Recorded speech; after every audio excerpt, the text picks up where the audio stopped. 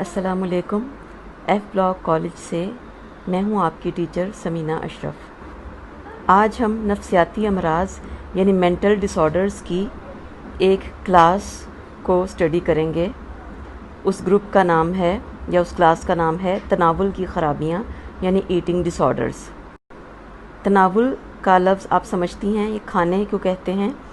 तो तनावुल की ख़राबियों से मुराद ऐसे ज़हनी अमराज हैं जिनमें के फ़र्द खाने पीने का जो उसका बिहेवियर है वो उसमें एबनॉर्मेलिटी पैदा हो जाती है और अदम मुताबिकत पैदा हो जाती है।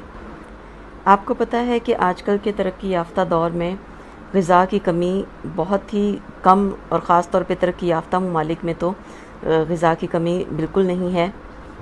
इसके अलावा नई नई किस्म की तरकीबों के साथ खाने को पकाने की और नई नई किस्मों के खाने बहुत आम हो गए हैं। मुआशी हालात बेहतर होने की वजह से लोगों की दिलचस्पी ग़िज़ा में बहुत बढ़ चुकी है और मीडिया के ऊपर भी आपको नई नई किस्मों के खाने नज़र आते हैं। तो इसके दो किस्म के असरात हुए हैं। एक तो ये कि लोगों ने ज़्यादा खाना शुरू कर दिया है जिसकी वजह से उनका वेट अमूमन बढ़ जाता है और अगर यानी आज से कुछ साल पहले की निस्बत अगर अब देखा जाए तो ओवर वेट लोगों की तादाद ज़्यादा है। ख़ास तौर पे शहरों में और तरक्की याफ्ता ममालिक में भी वेट ज़्यादा होने का मसला बहुत कॉमन है। दूसरी तरफ एक और रुझान है ख़ास तौर पे लड़कियों में और बच्चियों में। वो रुझान ये है कि अपने बॉडी को, जिस्म को स्लिम स्मार्ट रखा जाए। और मगरबी ममालिक में जहाँ पर मॉडलिंग का शोबा बड़ा मकबूल है और जहाँ पर मतलब फ़िल्म इंडस्ट्री भी बहुत ज़्यादा तरक्की याफ्ता है, तो वहाँ पर बच्चियाँ और टीनेजर लड़कियाँ ख़ास तौर पे एक्ट्रेसेस और मॉडल्स को देखकर अपने लिए वही बॉडी का स्टैंडर्ड बना लेती हैं। कुछ सोसाइटी भी उनके ऊपर दबाव डालती है कि आपको खूबसूरत और स्मार्ट होना चाहिए। तो इस किस्म के रुझानात की वजह से कुछ नफ्सियाती मसाइल जन्म ले रहे हैं। ये ऐसे नफ्सियाती मसाइल हैं जिनका ताल्लुक़ इंसान के खाने के बिहेवियर के साथ है, यानी खाने पीने का जो उसका किरदार है उसके साथ है। इन अमराज की 3 किस्में हमारे सिलेबस में हैं, इनको हम यहाँ मुतालिया उनका करेंगे।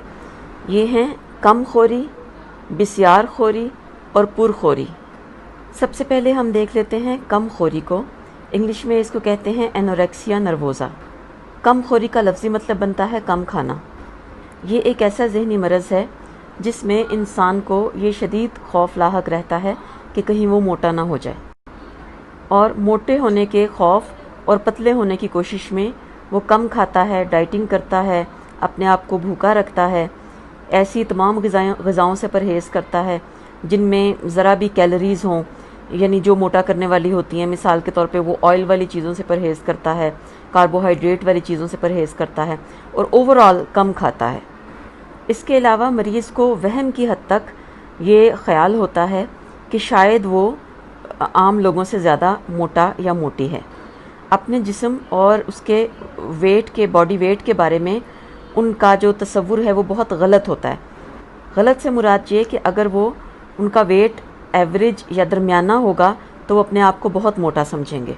हत्ता कि बाज़ लोग आम लोगों की निस्बत बहुत ज़्यादा पतले होते हैं, लेकिन फिर भी वो इसी वहम का शिकार होते हैं कि हम बहुत मोटे हैं और वो मज़ीद अपने आप को पतला करने के लिए कोशिशें करते रहते हैं। मर्दों की निस्बत औरतों और लड़कियों में ये मरज़ ज़्यादा पाया जाता है। इस मरज़ में लड़कियां बार बार आईना देखती हैं और ये नोट करने की कोशिश करती रहती हैं कि वो कहीं से मोटी तो नहीं हो रही, और मोटी ना होने के बावजूद भी उनको ऐसा महसूस होता है कि वो फ़लाँ जगह से उनका फ़लाँ बॉडी पार्ट, उनका पेट या उनकी टांगें या उनके बाजू जो हैं वो नॉर्मल से ज़्यादा मोटे हैं। इस मरज़ में मरीज़ किताबें पढ़ता रहता है और ऐसी किताबें जिनमें के पतले होने और डाइटिंग करने के तरीके बताए गए हों। इसके अलावा मरीज़ अक्सर जानबूझकर ऐसी दवाएं खाते हैं कि जिनसे उनको उल्टी आ जाए, और ये वो इसलिए करते हैं, आमतौर पे वो खाना खाने के बाद करते हैं क्योंकि उनको ये ख़याल उनके जहन में रासिख होता है कि हमने जो खाना खाया है इससे हम बहुत ज़्यादा मोटे हो जाएंगे। तो उस खाने का असर कम करने के लिए वो ऐसी या तो किसी न किसी तरीके से उल्टी कर देते हैं या ऐसी दवाएं लेते हैं कि जिससे उनको यानी मोशंस लग जाएं, दस्त लग जाएं या पेशाब ज़्यादा आए, ताकि इससे उनका वज़न कम हो जाए।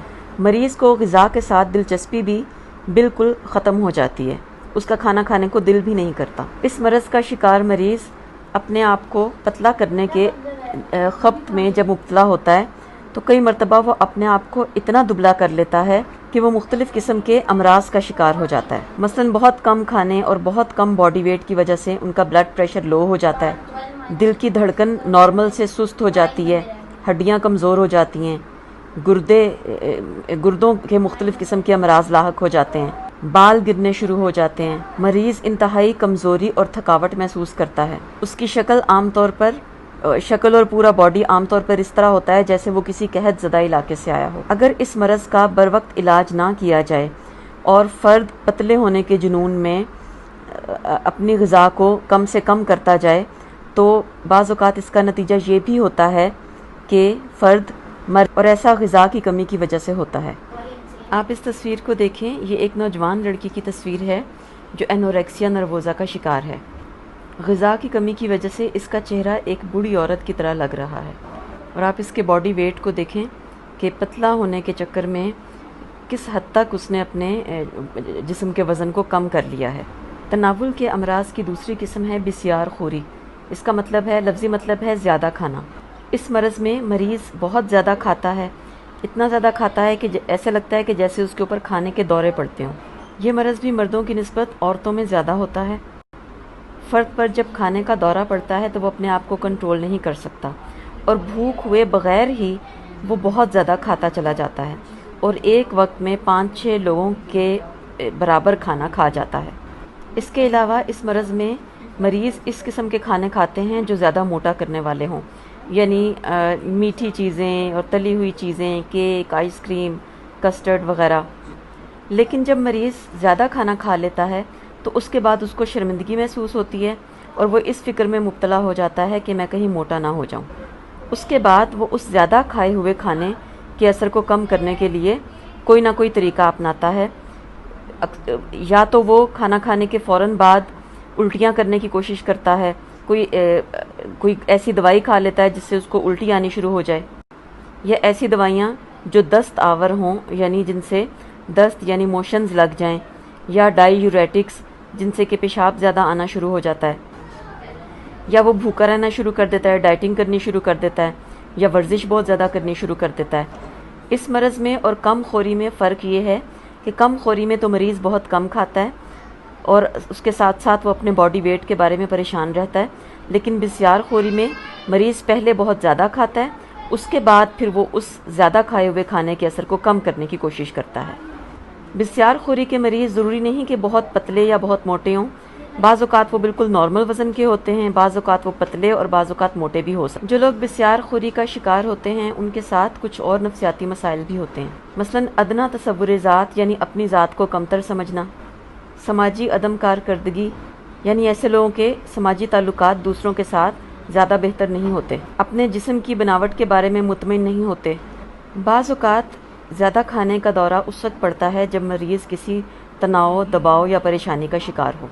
زیادہ کھانے کے دورے کو انگلش میں بنج ایٹنگ کہا جاتا ہے، اور کھانے کے بعد کھانے کا اثر کم کرنے کے لیے جو کچھ کیا جاتا ہے اس کو انگلش میں پرجنگ کہا جاتا ہے۔ بسیار خوری میں یہ دونوں چیزیں شامل ہوتی ہیں، پہلے فرد بنج ایٹنگ کرتا ہے، اس کے بعد پرجنگ کی کوشش کرتا ہے۔ تیسرا مرض ہے پرخوری یعنی بنج ایٹنگ، اور جیسا کہ نام سے ظاہر ہے کہ اس میں فرد کو کھانے کا دورہ پڑتا ہے اور ایک ہی وقت میں وہ بہت زیادہ کھانا کھا لیتا ہے، وہ بہت تیزی کے ساتھ اور بغیر چبائے بہت سارا کھانا نگل جاتا ہے، ایک ہی وقت میں 1500 سے 3000 کیلوریز تک کا کھانا کھا جاتے ہیں، اور یہ عام طور پر دباؤ یا تناؤ والی صورتحال میں ہوتا ہے۔